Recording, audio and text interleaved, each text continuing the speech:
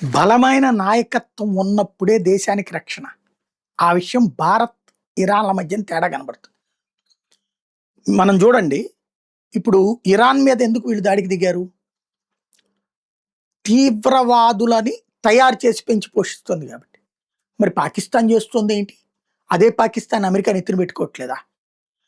అలాగే ఇరాక్ ఇదివరకు చేసిందేంటి? అప్పుడు నెత్తిన పెట్టుకోలేదా? ఇరాన్‌తో ఇదివరకు ఊరేగింది అమెరికా.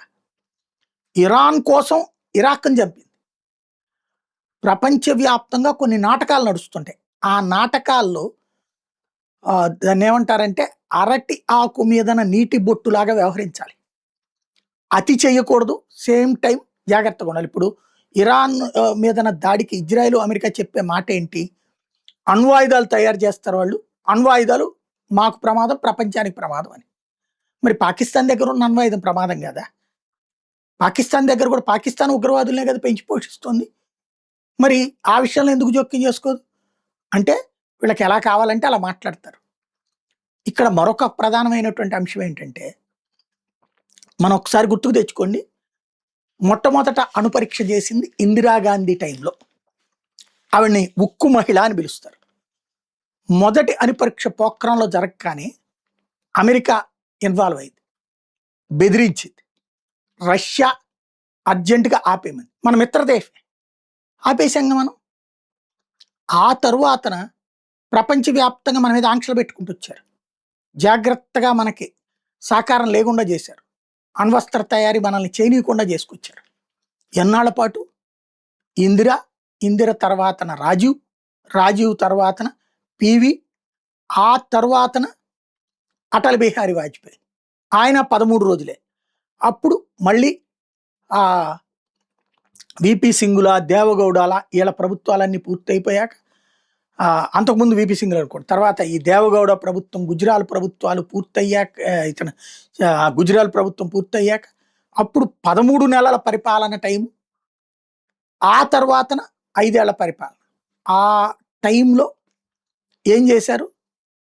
అప్పుడు ఆగిపోయిన అణ్వస్త్ర తయారీని అబ్దుల్ కలాంని పిలిచి మాట్లాడి ఏం జరిగిందో కనుక్కుని, మనం సొంతగా తయారు చేయగలమంటే చేయగలమని అబ్దుల్ కలాం చెప్తే చేసేయమన్నారు. అమెరికాకి తెలియనీయకుండా, ప్రపంచం ఎవ్వరికి తెలియనీయకుండా మనం అణ్వస్త్ర తయారీకి మన సొంత ప్లాన్ చేసుకున్నాం. ప్రపంచ దేశాల గూఢచర్య విభాగాలు, అమెరికా సిఐఏ, ఇజ్రాయెల్, మొసాద్తో సహా ఎవడూ పసిగట్టలేకపోయాడు. 2 అణుపరీక్షలు చేశాక ప్రధానమంత్రిగా ఉన్నటువంటి అటల్ బిహారీ వాజ్పేయి జాతిని ఉద్దేశించి టీవీలో ప్రసంగించిన తర్వాత కానీ ప్రపంచానికి తెలియలే. వెంటనే ఏం చేసేసారు? అమెరికా, యూరప్ దేశాలు పెద్ద ఎత్తున ఒత్తిడి.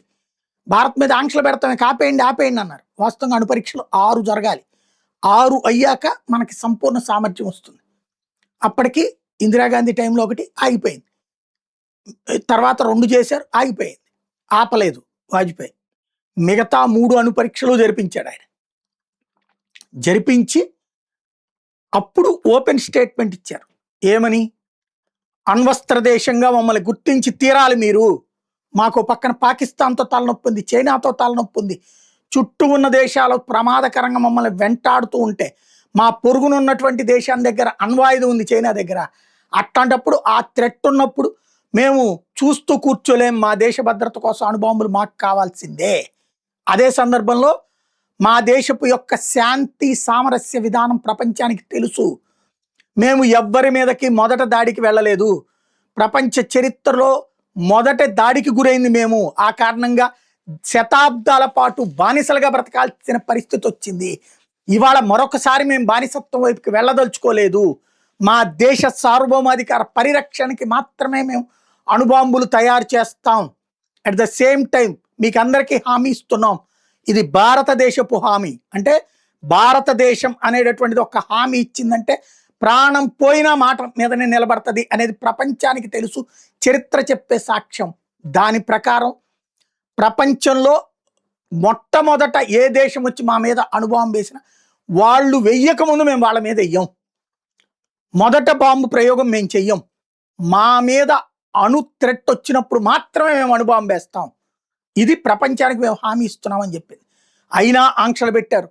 ఆర్థిక ఆంక్షలు, ఇప్పుడు ఇరాన్ మీద పెట్టినట్టు, రష్యా మీద పెట్టినట్టు అనేక ఆంక్షలు పెట్టారు. వేల కొద్ది ఆంక్షలు పెట్టారు. బట్ జాతి యావత్తు నిలబడింది. అటల్ బిహారీ వాజ్పేయి ఆ విషయంలో సక్సెస్ అయ్యారు. తర్వాత ఎన్నికల్లో ఓడిపోయాడు ఆయన. కానీ మొండిగా నిలబడ్డాడు ఆ పాయింట్లో. ఆ తర్వాతన మళ్ళీ కాంగ్రెస్ ప్రభుత్వం వచ్చాక దాన్ని పండబెట్టింది ఆ అణువస్త్రం. ఏది? అమెరికా, యూరప్ దేశాల ఒత్తిడికి మన్మోహన్ సింగ్ వచ్చిన తర్వాత. బట్ నరేంద్ర మోడీ వచ్చాక ఇప్పుడు ప్రపంచంలో అణ్వాయుధాలు అధికంగా కలిగినటువంటి టాప్ 5 దేశాలు మనం కూడా ఉన్నాం అన్నది నివేదికలు చెప్తున్నాయి. మరి ఎందుకు మన మీద ఆంక్షలు పెట్టే ధైర్యం చేయట్లేదు? మన దగ్గర ఇప్పుడు అణ్వాయుధాలు ఉన్నాయి కదా. అంటే బలమైన నాయకత్వం ఉంటే మూసుకు కూర్చుంటారు. అదే సందర్భంలో మనల్ని ఏలెత్తి చూపెట్టడానికి అవకాశాలు ఇవ్వకూడదు. ఇరాన్లో ఏలెత్తి చూపెట్టడానికి అవకాశం, వాళ్ళ ప్రజలను వాళ్ళే ప్రాణాలు తీశారు. అదే మన దేశంలో చూడండి, అమెరికా, యూరప్ దేశాలు అందుకే మనల్ని రెచ్చగొట్టినాయి. రైతుల పేరుతో ఉద్యమాలు, నిరుద్యోగుల పేరుతో ఉద్యమాలు, పాలస్తీనా పేరుతో ఉద్యమాలు, ఖలిస్తానీల పేరుతో ఉద్యమాలు, ఇలాంటివి. అప్పుడు ఇరాన్ ఏం చేస్తుంది, పాకిస్తాన్ ఏం చేస్తుంది? అట్లా జరిగినప్పుడు తమ సైన్యంతో తమ ప్రజల ప్రాణాలే తీస్తున్నారు. మనం తీయట్లా. చివరికి సైన్యం మీద దాడులకు తెగబడి ఎర్రకోట మీద ఖలిస్తానీ జెండాలు ఎగరేసిన మనం ఆ పని చేయట్లా. అంటే మనం ఎంత నిబద్ధతతో ఉన్నామో ప్రపంచానికి చూపెట్టాం. నరేంద్ర మోడీ చూపెట్టాడు. అందుకనినే ఇంత పెద్ద యుద్ధానికి ప్రిపేర్ అయ్యి ఉన్నటువంటి ఇజ్రాయెల్ ప్రధానమంత్రి దగ్గరికి నరేంద్ర మోడీ ధైర్యంగా వెళ్ళాడు. అదే సందర్భంలో మోడీ వచ్చిన తర్వాత జరిగింది సంఘటన. మొత్తం మీద స్ట్రాంగ్ అయిన లీడర్షిప్ అవసరం ప్రపంచంలో. లేకపోతే గనక ఎలా ఆటలాడతారనేది అమెరికాను చూసి నేర్చుకోవాలి.